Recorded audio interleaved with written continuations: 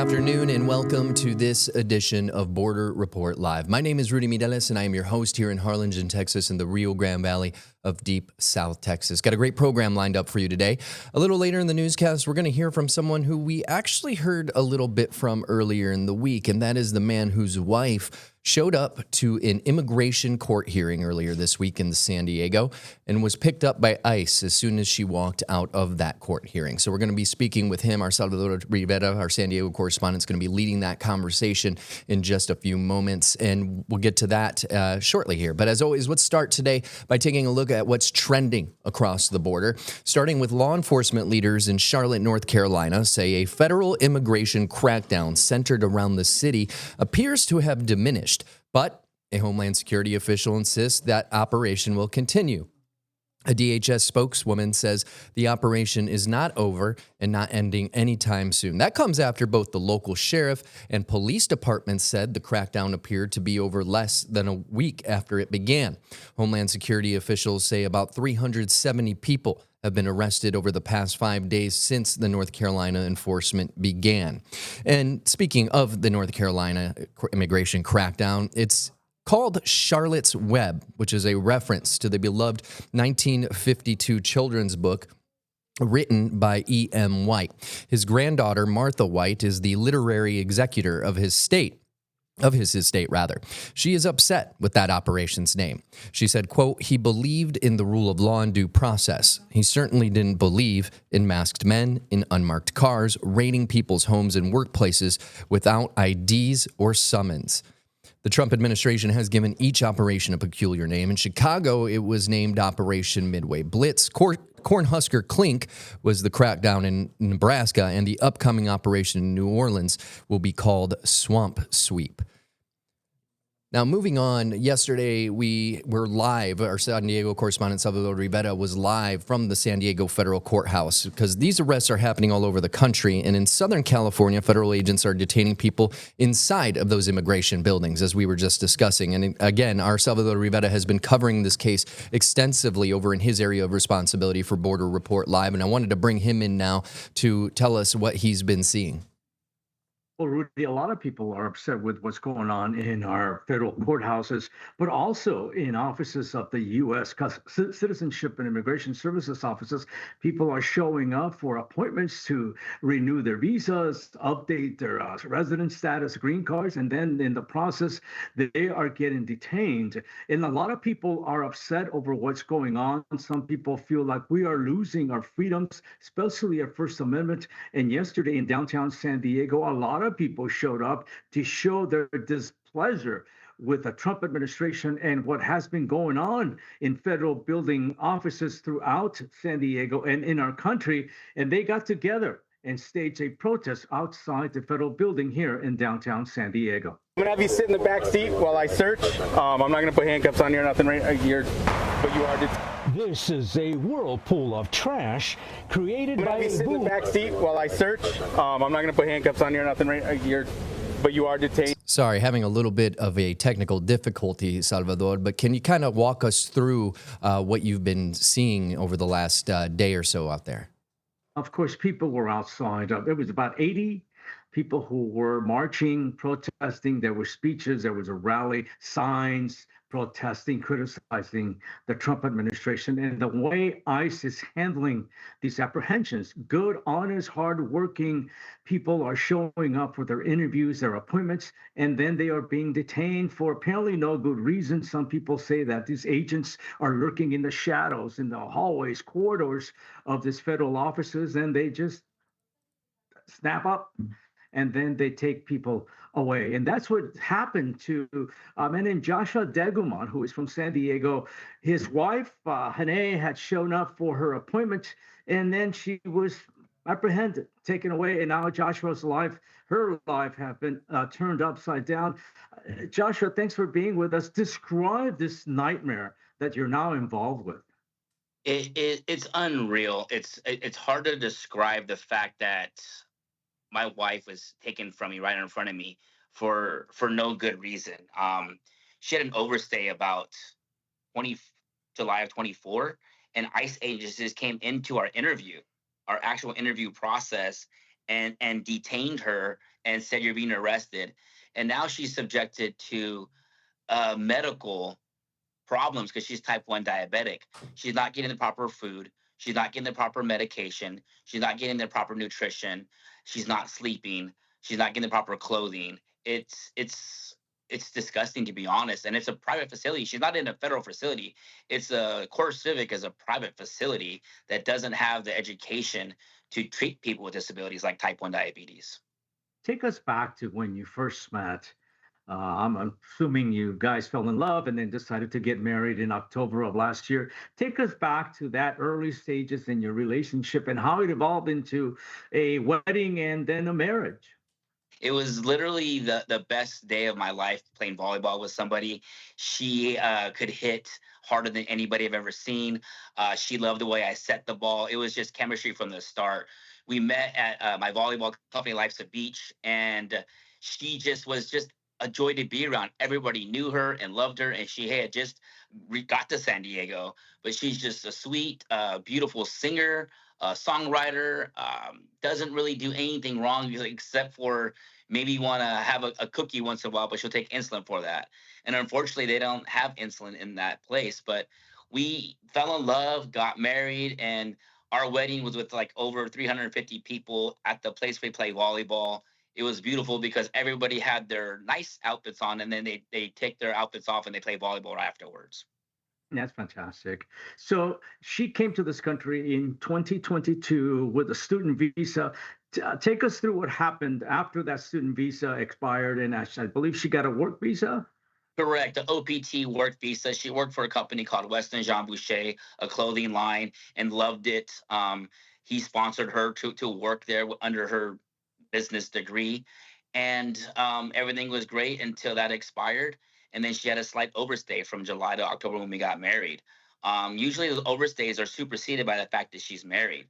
But during this time, from it coming from they call it top down, they are taking people away that has an overstay past 20, 30, any time. Anytime that you've ever had an overstay on your visa, they are detaining and arresting them. Tell us what was going on earlier in the week where you went to the U.S. Citizenship and Immigration Services offices in downtown San Diego. Tell us what the appointment was about and then what transpired as you spoke to a personnel from the USCIS office there. So yeah, we get there and everything seems great. We go to our appointment. There's a number of people in the late waiting room. A good number of people who came in and never came out. So there's lobbies full of people. They're going into these corridors and they're not coming back out.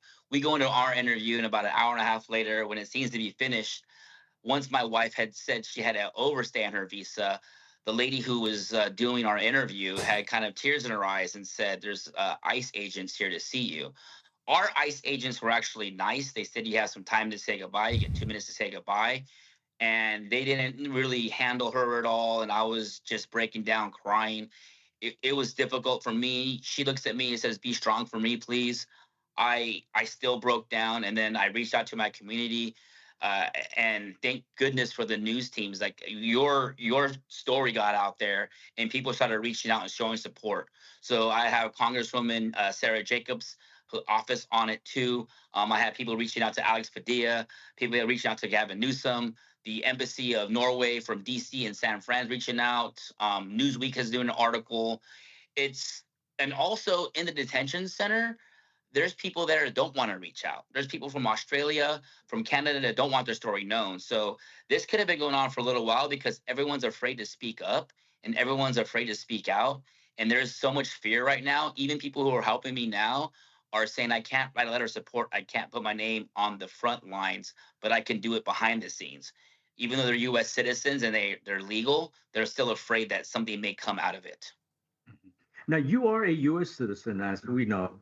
So technically, she gets a little more leeway than perhaps someone who had a spouse who is not a U.S. citizen. Can I explain that part of the process and what you are hearing from an attorney about this and how this might be a positive in your wife's case?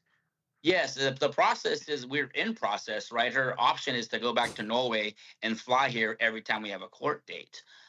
Since she married a legal citizen, she's able to stay in this country because we're in process. We're in an authorized state. we are able to be here because she's married to me. We've been married for over a year and a half now. So the process is that we have to fill all this paperwork out. We paid $3,000 to this agency that had her arrested, kind of in a sense, and to another agency now. But according to everything else that's been done by attorneys, this is not something that has ever been done before in the past, which seems to be the temperature of the climate of the whole entire United States.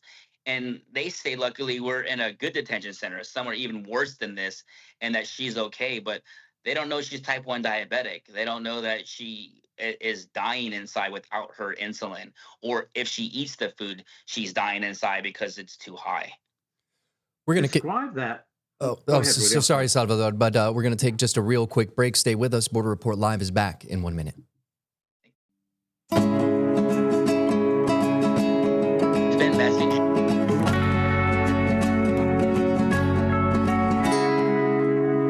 And welcome back to this edition of Border Report Live. Time now to bring in our San Diego correspondent, Salvador Rivera, and his guest for today's program. Joshua, take us back to what happened earlier this week when she was detained and taken away from you. At that moment, what was it like for you, fearing deportation? Maybe you weren't ever going to see her again, knowing her disability or her illness. Describe the shock and the worry that you are going through and what happened at that point when you saw the agents physically taking her away. That's as you can see, it's tough to do. It's going back to that feeling is something that you never want to have anybody experience. The emotions are just overwhelming, to say the least. You don't know what to do. You feel helpless. You literally feel helpless, and that your future is taken away from you. You've built a family together, and you don't know if you're ever going to see your wife again. Is something that you never want anybody to experience right in front of you, and you can't stop it from happening. And it's like it's a lot of doubt, a lot of fear, and a lot of emotions. Um, Leaving in a lot of support, and as you can see, I'm sorry, but I tear up whenever I think about that time because she was strong for me, and she said I needed to be strong for her. So I haven't stopped the fight. I wake up at about 4:30, 5 o'clock in the morning, and I'm answering emails and text messages and to different Congress women and men and governors. I'm talking to every single advocacy group I can. And then I go to bed around midnight or 1 o'clock in the morning. I do it again. So for the past 5 days, this has been my full-time job, is just to get my wife out, get her support, and get the lawyer that I have, Alex Suman Nasiri, is just amazing. He was recommended by the former mayor of Coronado, Richard Bailey, and he answers my emails at 11:30 at night. He answers my calls whenever and text messages immediately. So that's the only light that I have, is a great attorney at our court hearing coming up here at 8:30 a.m. On Monday. But at 1 o'clock is the bond hearing. But it's been a roller coaster, to say the least. And I get choked up just with the amount of support and love from the community. Over 1,000 people have come together and donated and sent money via Venmo to help with the legal fees, which is definitely needed because it's very expensive. Joshua, describe Hane's struggles at the Otay Mesa Detention Center in terms of trying to get adequate nutrition and the care, the insulin that she might need. Talk about how you were fearing for her, how she's describing how all the stuff that she's getting fed is nothing but carbohydrates, stuff that you described as poison for her. It is. It's bread. It's pasta. It's rice. It's potatoes. It's oatmeal and grits and cream of wheat and things of that nature. Inexpensive carbohydrates that fill. She gets less than an egg for breakfast. She gets a small amount of protein. And as a type 1 diabetic, if you're going to consume that type of cookies and cakes, you need to take insulin in advance in order to work with your body to be able to digest that.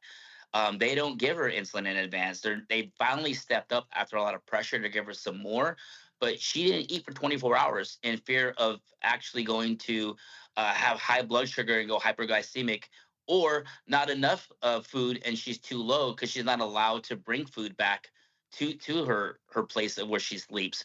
But also the commissary is closed, only open 1 day a week to purchase things like protein, like tuna packets. Her inmates are sharing food with her so she can survive. And the commissaries again closed this Sunday because of Thanksgiving. And she has $350 in her account to spend, but she can't spend it because the store is not open. So it's like being trapped in a store that you can't purchase anything and you can't eat food, otherwise it will kill you. And you said that access to medical care is very difficult for her and the others who are also in the same type of predicament, right? Correct. There's somebody in there with lung cancer that can't get her medication. A mother who's trying to breastfeed and can't get a breastfeed pump. She doesn't get access to the correct insulin levels. They don't get the right macros. There's so much going on there that needs to be educated. I mean, I understand people who are criminals getting detained, but at least give the proper medical care. At least give what they need to survive the 5 days that more that she'll be there. It's not like they're dogs in a kennel. They're human beings that did nothing wrong. Mhm. A lot of people will say, perhaps people who are watching, that there's no way that ICE, our government, can be this cruel to human beings. But obviously, you have a different take on what people might be thinking about their government and the Trump administration. They are just arresting them, right? And they're sending them to a facility. So Core Civic is a private facility, and now that private facility is government funded. Now that facility should be able to get medical care. They should be trained. When you respond to them and write to them, they say you get 3 nutritious meals, but that's not true. And when they respond to you, it's actually a copy and pasted response. I have over 20 responses to them, and the same exact response comes back. So it's not like they're actually listening to what's going on. But ICE is just finding any way to grab people because they need arrest numbers up. And then within 2 weeks, they release them. But in the meantime, when they're sent to the detention center, it's a hazard. It's a danger to certain people's lives. And again, these are people with no criminal records, nothing negative in their backgrounds, just somebody who wants to be in the United States of America and make a life with a person she loves. My So, wife came here at 21 years old, and then she's now 24. All she does is like to play volleyball, be with my dog, and volunteer in the community as much as possible with the volleyball community. And that's pretty much it. She doesn't do anything wrong at all. have you thought, and forgive me for bringing this up, of what life might be like without her here in the States? Have you thought of maybe having to move to Norway, for example? It's unimaginable. It's something you don't want to think about, but I'm gonna spend every last dollar I have to keep her here. I'm going to work morning, noon, and night to keep her here. If I have to move to Norway, I'd move to Norway because why would I want to live here without her, or why would I want to live in a country that does this to their citizens? Because they're doing it to me, not just to her. She's my legal wife. We're bona fide marriage. Um, that's not a place I want to be. I have a great life here also, but without her, my life isn't great. Yeah. And think about it, they're doing it to so many other people out here. Now, on December 1st, she has a court date. Talk about that and how there's a little optimism, hope that she might get released. Thank God that the December court date was moved up to November 24th now. So there's an 8 a.m. master hearing that my attorney will be present for to decide on the case on to move forward. If we're still going to be here, the next hearing is that same day at 1 p.m. and that's a bond hearing. So there could be a $5,000 bond, a $10,000 bond. She may need to wear an ankle bracelet. I'm not sure. Um, but that hearing is at 1 o'clock, and I'm hoping that with all the support and love, we can get her home that next day. Because if it's the bond hearing at 1, paperwork takes forever. And I get bonded her out. It won't be till Tuesday that she comes home, but that will be in time for Thanksgiving. So that's what the first step that we wanted to do. Okay. And describe, you talked about you're willing to spend your life savings, all everything you have to get her out. How expensive is this process? I mean, just to get that interview was $3,000 paid to the immigration. Just to get that started was 3,000. Our attorney was hired at $5,000. The bond, we don't know what it is yet. It could be 5,000. It could be 10,000. Then we have to go to court after these 2 hearings. We then have 3 more appearances or 4 more appearances for the immigration court to finish out her green card status. So all that costs a lot of money. And it seems just like there's legal fee after legal fee for this. But yeah, I'm willing to do whatever it takes. Uh, we've had a very good outpour of people helping us out financially. My family has been huge with that. And we're going to start a GoFundMe here pretty soon because it's just way too much in legal fees. And I want to be able to fight the good fight. At first, I was afraid because we just got back from Hawaii. We just got back from family reunion in Hawaii, and we're excited about this Monday interview. We're gonna have our next steps, and now we can't even celebrate that together. How are you communicating with her? How often can you talk to her? Describe the difficulty just wanting to actually see her and what it entails at the Otay Mesa Detention Center. You have to download a number of different apps, like 4 apps to communicate. Each message you send is 35 cents. Each message you send has to be approved, so it's in a pending status. Once she reads it and responds to me, it's also in a pending status. So your messages are delayed. And it's 35 cents a message, and if she calls me, it's 22 cents a minute. And I've loaded on hundreds of dollars already. I don't care how much it costs, but I want to make sure my wife is taken care of and is safe. And I'm documenting everything because I want to bring a lawsuit against CoreCivic, that private facility, and how they're treating their detainees. Sir, I did want to ask one question before we wrap up here. And you talked about reaching out to people, politicians at all different levels, federal, state level, even municipal level, looking for help with this situation, advocacy groups as well. If you had a direct line to the president, President Trump, what would you tell him? Have a heart. Have a heart. This isn't right.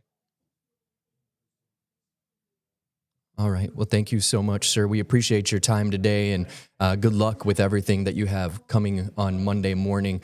We've been speaking with Mr. Joshua Degelman, his wife, who was detained at a federal court hearing for her immigration status. We appreciate your time today, sir.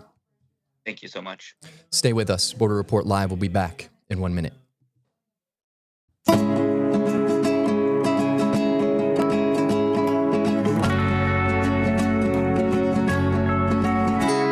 Welcome back to this edition of Border Report Live. We were speaking with Mr. Joshua Degelman just before the break, who his wife was taken after an immigration hearing from a federal courthouse in San Diego. If you missed that conversation, remember that you can always stay informed on the story shaping the U.S.-Mexico border on your commute home, while at the gym, maybe you're taking the dog out for a walk, because Border Report Live now brings you real-time updates, expert insights, and voices from both sides of the border in podcast form. You can find us on Apple Podcasts, the iHeartRadio app, Spotify, and both the audio and visual version of this program on YouTube as well. We got one more quick story, maybe two, to tell you about here before we leave. The Supreme Court met today to decide if they're going to tackle the issue of birthright citizenship. President Donald Trump's order declaring that children born to parents who are in the United States illegally or temporarily are not American citizens. The justices could say as soon as Monday whether or not they will hear Trump's appeal of multiple lower court rulings that have already uniformly struck down those citizenship restrictions. They have not taken effect anywhere in the United States yet. We'll keep you updated on Monday here on Border Report Live on the outcome. And just for a little context, if they do decide to take up the president's appeal to those lower courts' decisions, what will most likely happen is the arguments would happen sometime in the spring, and we could expect a ruling from the Supreme Court justices sometime in June or early July. So again, we'll stay on top of this issue for you and keep you up to date right here on Border Report Live and, of course, on borderreport.com. And one last story to tell you about before we go for the day. Fatima Bosch Fernandez of Mexico has been crowned Miss Universe 2025. Her victory comes after a dramatic pageant in Bangkok marked by controversy and solidarity. Bosch faced public bullying from a host, leading to a walkout by some competitors. and a tearful apology from the organizer who set it all off. She expressed a desire to change the Miss Universe prototype and praised the pageant as a platform for women's voices. Her home state of Tabasco partied into the night. This morning, Mexican President Claudia Sheinbaum is celebrated Bosch's victory. Sheinbaum applauded Bosch as an example for women during her daily news briefing today. She also praised Bosch for speaking up against injustice. And just a reminder before we go, check out our partners at Political Power Rankers, a show that breaks down who's up and who's down in the world of politics based on data. You can find more at abc27.com or your local Nexstar station site. For Salvador Rivera in San Diego, my name is Rudy Mireles in Harlingen. We'll see you next time.